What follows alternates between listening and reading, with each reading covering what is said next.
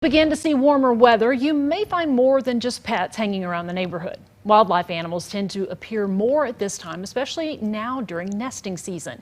KLBK's Olivia Whitehead joining us now. When someone sees wildlife roaming around, should we as humans interfere? Honestly, not at all. If anything, it's best to stay clear of wildlife in general. It's this time of year when Texas parks and wildlife tend to see people lending that helping hand, especially to the baby animals. But if they aren't visibly in danger, it's best to just let them be. People have big hearts, and I really appreciate that.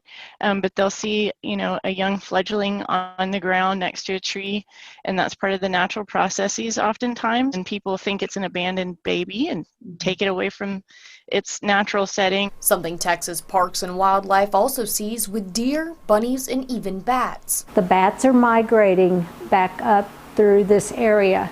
Do not touch bats. They are considered to be rabies vectors. That does not mean they have rabies. That means that there's a possibility, but only 0.1% carry rabies. Which can be risky for both the animal and you. So it's always good to exercise caution and just not handle wildlife if you can avoid it at all.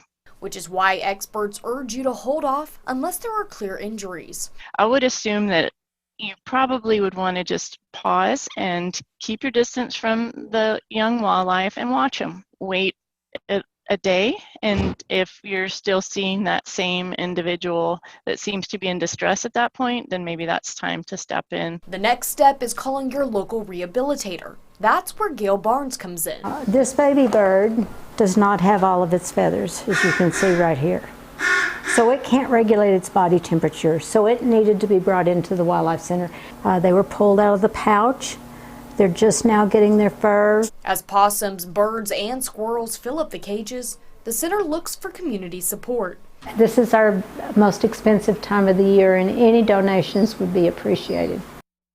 Now, those who do find themselves needing to drop off an animal are encouraged to contact Gail at the center. You can also send her a picture, and she'll be able to give you step-by-step guidance for both the safety of you and the wildlife.